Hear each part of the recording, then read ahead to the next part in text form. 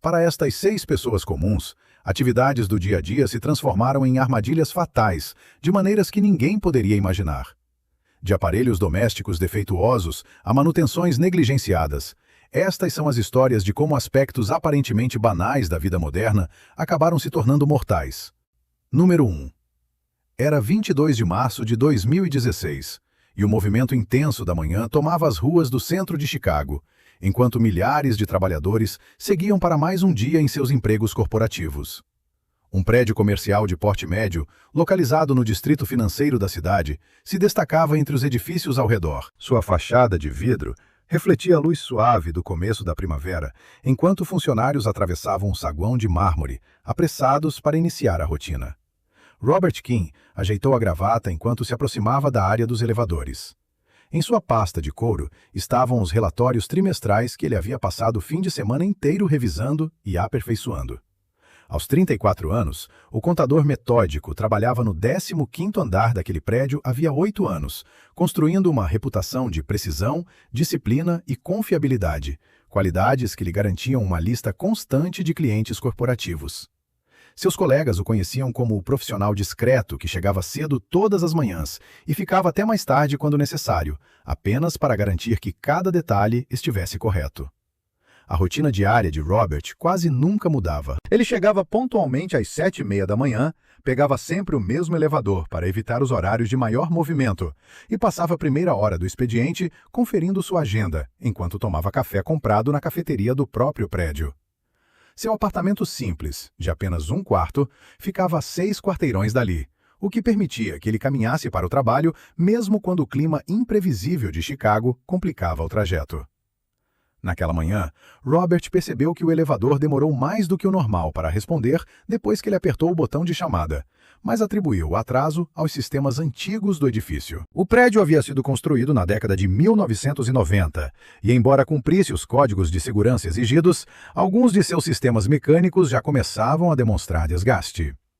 Robert tinha ouvido funcionários da manutenção comentando sobre reparos nos elevadores nas semanas anteriores, mas a administração do prédio havia garantido aos inquilinos que tudo estava funcionando adequadamente. Quando Robert entrou na cabine familiar do elevador, apertou o botão do 15º andar e se preparou para o trajeto de rotina, que normalmente levava cerca de 45 segundos até seu escritório. Entre o 12º e o 13º andares, o elevador parou de forma brusca e violenta, lançando Robert contra a parede traseira. As luzes piscaram por um instante antes de voltarem ao normal, e o som habitual do motor desapareceu por completo. Robert apertou o botão de emergência, e um segurança respondeu informando que a manutenção já havia sido acionada. Quase 20 minutos se passaram sem qualquer sinal de movimento. Durante uma tentativa remota de reinicialização do sistema, o elevador caiu repentinamente alguns metros em um solavanco seco e descontrolado, acompanhado por um ruído pesado proveniente do interior do poço. Uma peça de freio de reposição, que não era certificada e havia sido aprovada durante um ciclo de manutenção voltado à redução de custos, causou atraso no acionamento do limitador de segurança. Essa pequena demora permitiu que a cabine ganhasse impulso suficiente para tirar Robert do equilíbrio antes que as travas finalmente se prendessem. Quando o mecanismo de reserva entrou em ação, o elevador deu um rebote, e Robert acabou arremessado lateralmente contra o painel interno com força suficiente para causar ferimentos internos graves. O impacto o deixou desorientado, e ele desabou pouco depois. Ele não recuperou a consciência. Mais tarde, inspetores do prédio determinaram que o elevador havia passado mais de 2 anos sem uma revisão completa, apesar de os registros mensais de inspeção exibirem assinaturas regulares. A empresa de manutenção acabou discretamente afastada do contrato, e o edifício recebeu várias citações por falhas de segurança. A família de Robert entrou com uma ação por morte indevida, encerrada por acordo sem divulgação pública dos valores ou termos. O relatório oficial apontou trauma fatal causado por força contundente, resultado do atraso no acionamento do freio durante a queda. Número 2. Era 8 de julho de 2014, e o sol escaldante do Arizona castigava os bairros residenciais de Phoenix, onde a temperatura já havia chegado a aproximadamente 42 graus Celsius no meio da tarde. O calor implacável empurrava os moradores para dentro de casa em busca de alívio no ar-condicionado e nos ventiladores de teto, aumentando a demanda sobre a rede elétrica que abastecia a extensa cidade no deserto. Maria Santos espalhou seus planos de aula sobre a cama, agradecida pela brisa fresca do ventilador de teto que estava funcionando sem parar havia 3 dias. Aos 29 anos, a professora do ensino fundamental havia acabado de concluir seu programa de aulas de verão e aproveitava as semanas restantes das férias para se preparar para o próximo ano letivo. Sua turma do 3º ano na Desert View Elementary havia recebido reconhecimento por métodos de ensino inovadores, e Maria sentia orgulho em criar aulas envolventes, capazes de tornar o aprendizado mais divertido para seus alunos. A casa alugada que Maria dividia com 2 colegas era típica das construções mais antigas da região, erguida nos anos 1980, quando Phoenix passava por uma fase de crescimento acelerado. O ventilador de teto de seu quarto era original da casa. Suas pás brancas de metal já mostravam sinais de idade, e o suporte de fixação às vezes produzia pequenas vibrações, algo a que Maria havia se acostumado ao longo dos últimos 2 anos.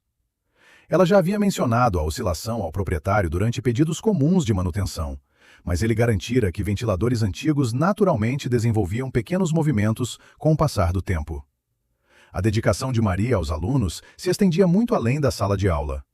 Ela passava incontáveis horas criando materiais personalizados e se mantendo atualizada sobre pesquisas educacionais. Durante as férias de verão, seu quarto havia se transformado em um escritório improvisado, com pilhas de revistas pedagógicas, trabalhos de estudantes e anotações ocupando quase todas as superfícies disponíveis.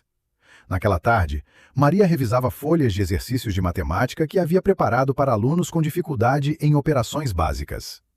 Ela havia se colocado diretamente sob o ventilador para aproveitar o máximo fluxo de ar, mantendo os papéis presos com pequenos objetos para impedir que fossem espalhados pelo vento no quarto. Enquanto Maria se concentrava no trabalho, o ventilador acima dela começou a emitir um ruído estranho de atrito, que ficou progressivamente mais alto.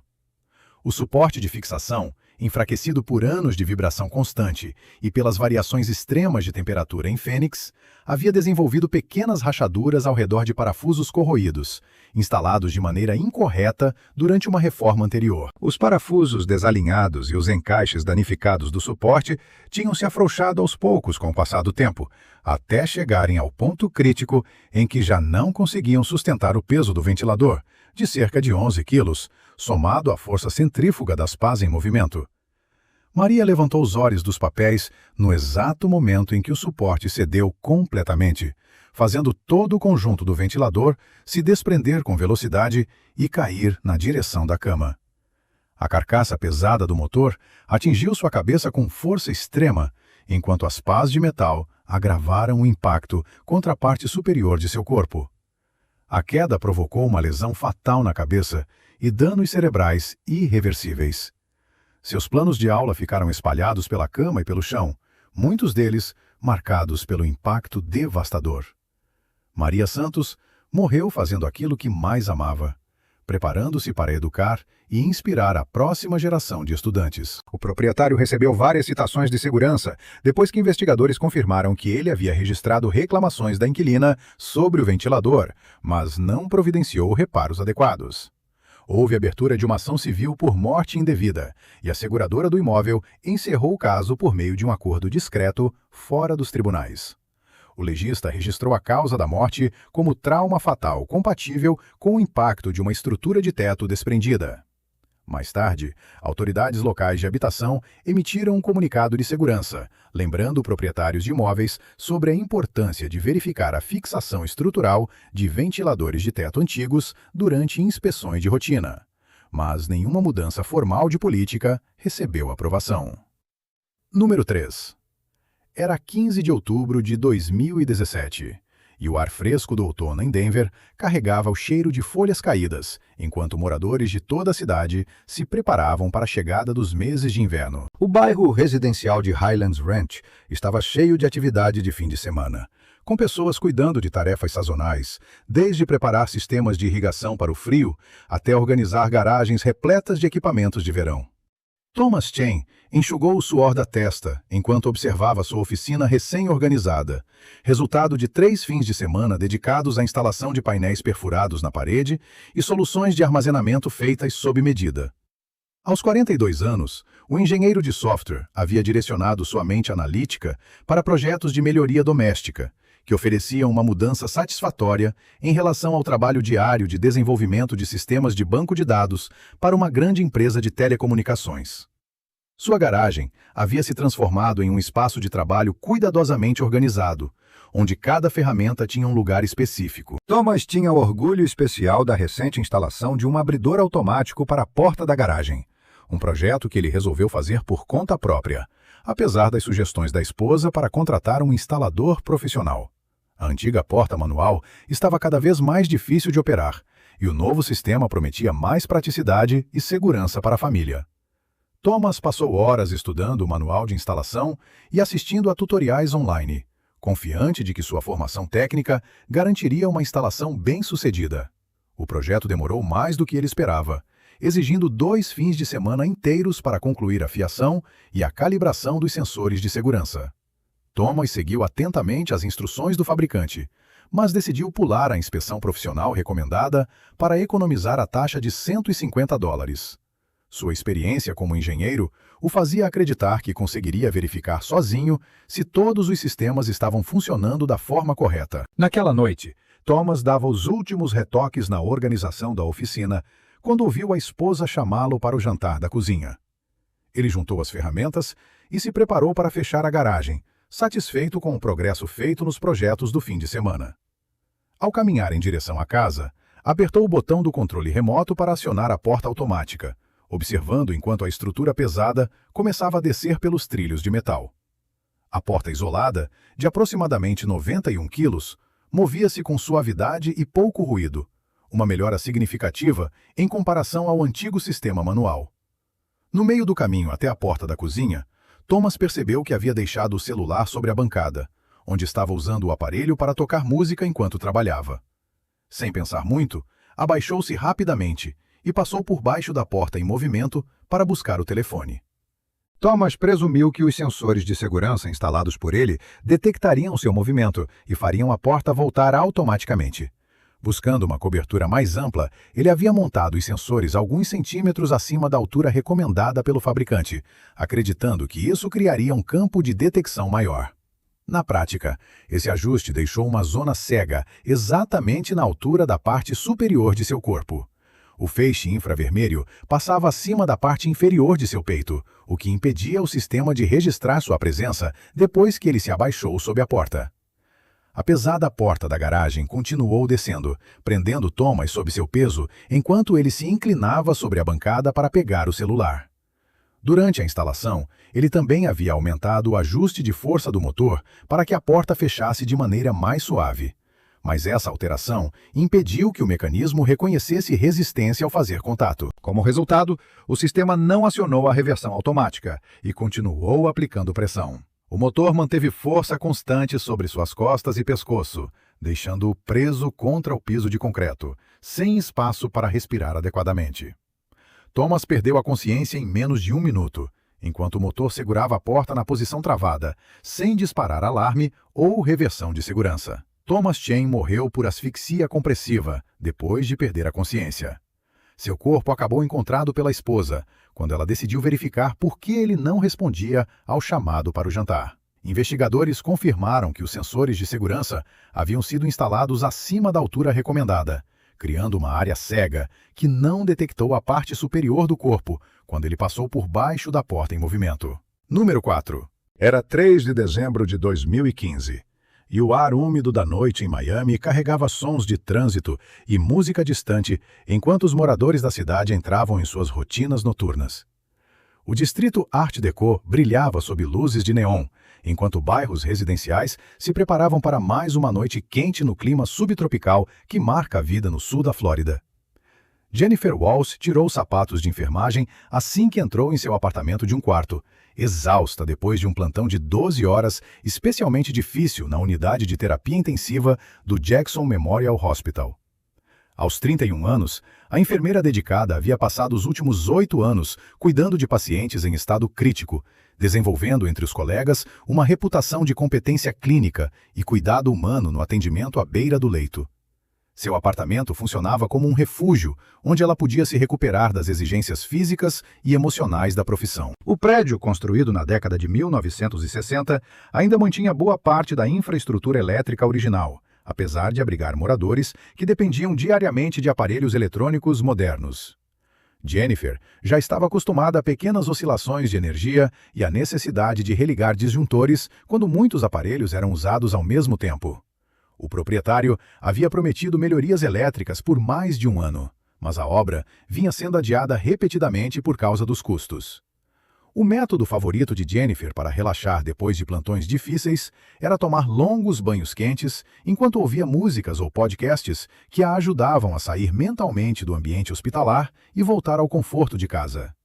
Ela havia comprado recentemente uma nova caixa de som Bluetooth à prova d'água, animada com a ideia de ouvir áudio de melhor qualidade durante sua rotina noturna de banho.